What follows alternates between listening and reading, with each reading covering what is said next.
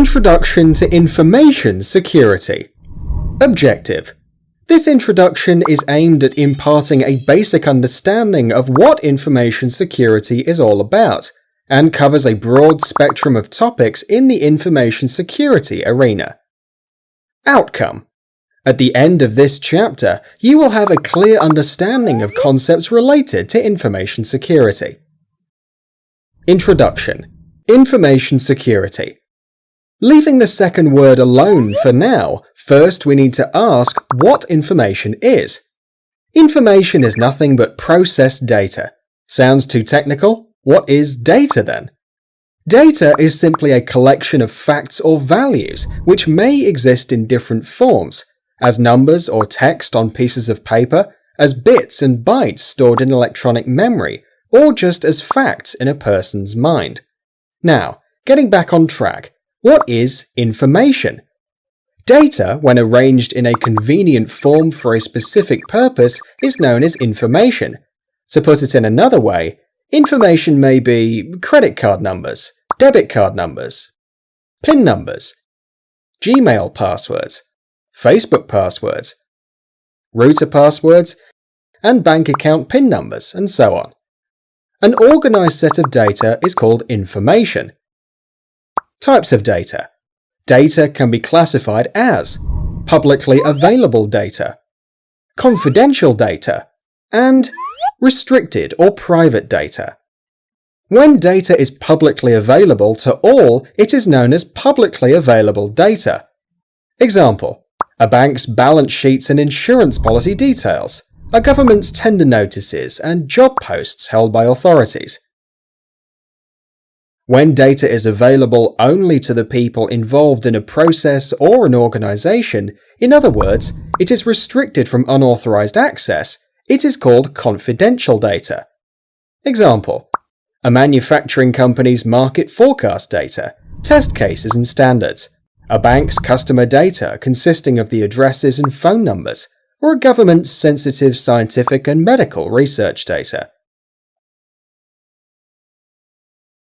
When the data is super sensitive, in other words, leakage may lead to serious issues, it is known as restricted or private data. Example: a company's system designs and trade secrets, financial account PIN numbers, an email password, personal report, or medical reports of a person. Having seen the different types of data sets that are nothing but information, what is the need for information security? What if a credit card PIN becomes available for everyone? What if the number of missiles held by a nation is known worldwide? What if the system design and test case for a new product of a company is accessible by their competitor? And what if a tender quotation of all the applicants is accessible by all the other applicants? Do you think it is good to go about without securing this information? Of course not. Let us now get into information security. What is information security? Information security is the means of defending information or data stored either physically or electronically from being accessed by unauthorized personnel. During World War II, no one knew that the US had nuclear weapons. The then President of the USA, Franklin D. Roosevelt, approved of the Manhattan Project that paved the way for the creation of the Little Boy and Fat Man in 1939 itself. 6 years from then, after the demise of Roosevelt, when Harry S. Truman took over as president in 1945, he approved the dropping of the bombs in the Japanese cities. If the Japanese or the rest of the world had known about this earlier, they would have started developing their own nuclear weapons. The information was kept secret, but now over time, this information is available to all. Information gets dissipated over time. It is all about how it is being guarded at the moment. When the information is not secured enough, it becomes available to everyone.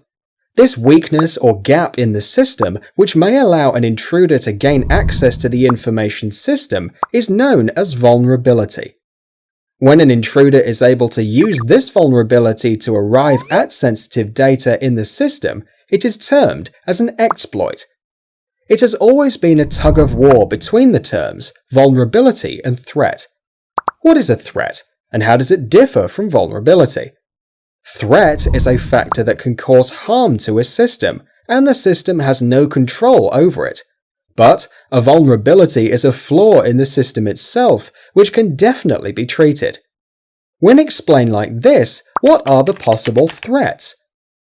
Threats can be classified broadly into two types: environmental threats and man-made threats. Environmental threats. Environmental threats can be caused due to environmental conditions or natural disasters. In times of extreme temperatures, humidity, power failures, heavy downpour causing floods, etc., the environmental conditions pose a great threat to the information system in one way or the other. Apart from this, natural disasters like earthquakes, floods, tornadoes, or landslides pose a threat to an information system. Man-made threats. Human errors and weaknesses make up most of the man-made threats. An employee is the greatest asset as well as the most dangerous possible threat to an organization.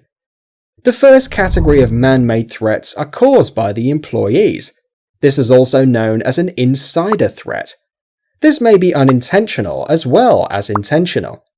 An employee may unknowingly leave his PC unlocked while going for a break, which would pave the way for another disgruntled employee of the same organization to gain access to the system and steal data from the system. The former is an unintentional threat, while the latter falls under intentional threat. The second category of man-made threats are caused intentionally by people outside the organization, also called external human threats. A member outside the organization attacking the information system with a malicious intent is called a hacker. Intentional threats are caused by individuals with motivations that can be categorized as political, economic, and socio-cultural. Political motivations are aimed at destroying or taking control of the target system, posting irrelevant and controversial political statements. The people carrying out such activities are called hacktivists. Example: cyberterrorism. Economic motivations are aimed at earning money by stealing intellectual data and selling it to the organization's competitors, also called cyber espionage. Installing ransomware like CryptoLocker and encrypting the data on a target's machine and blackmailing the target to pay a ransom in order to get the decryption key. Personal motivations are aimed at satisfying the self out of a sense of curiosity or a desire to get publicity by causing psychological damage to the target via social networking sites. This is also called cyberstalking. Types of hackers. A hacker intentionally exploiting a vulnerability in a system with authorization but without a malicious intent is known as a white hat hacker. These are actual security guys deployed as security admins. A hacker who intentionally attacks a system with a malicious intent is called a black hat hacker or a cracker. Apart from these two types of hackers, there are grey hat hackers who exhibit the traits from both the white and black hats. For example, if a white hat hacker found a vulnerability in a system and exploited it with authorization, but revealed it publicly instead of reporting it to the organization who had authorized him, he would be exhibiting a trait of a black hat hacker, so then he would be called a grey hat hacker. When an amateur hacker breaks into systems using pre-packaged automated scripts, tools and software written by real hackers, he is called a script kiddie. A security breach occurs when sensitive or confidential data is leaked, stolen or destroyed by an unauthorized individual, a hacker. This security breach can be avoided in general by concentrating on the elements of information security. What are the elements of information security? Let us take this scenario of an online purchase of a t-shirt. Usually, one logs into the shopping website and adds it to the cart for purchase. When it comes to the payment part, the control is transferred to a third-party application that connects to the bank. What if an attacker is able to sniff your bank account password at this point? The confidentiality of the data is lost here, which is the first element of information security. Let's say you have placed your order and paid for it, but in the bill you find the delivery address to be a different one. Uh-oh, what happened? An attacker pushing himself between you and the server has tampered with the data and made the delivery address data point to his own address. The integrity of the data is lost here, which is the second element of information security. If an attacker is not able to fiddle with the first two elements of information security, they execute attacks like denial of service that would bring down the server, making the website unavailable to legitimate users. The availability of the data is lost here, which forms the third element of information security. These three elements form the CIA triad. Apart from these elements of the information security system, there are two more concepts that security relies on. They are authentication and non-repudiation. In the very same example of the online purchase, the authentication of a trusted user can be ensured by issuing an OTP to the user's mobile number. It ensures the conformity of a trusted source.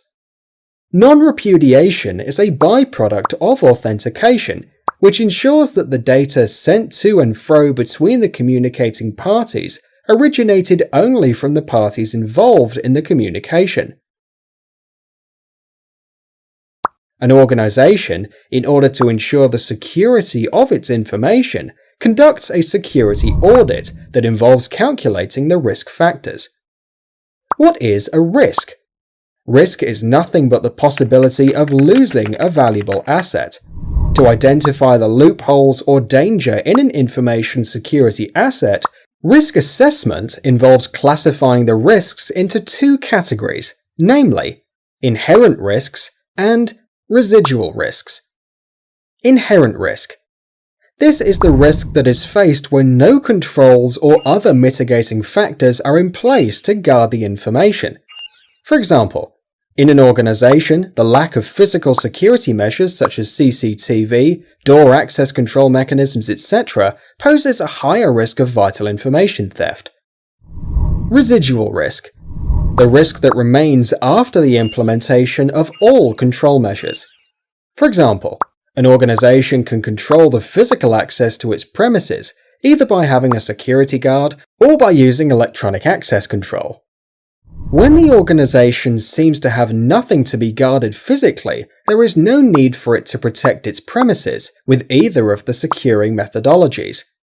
This is where the organization conducts a cost-benefit analysis of its assets against its safety measures.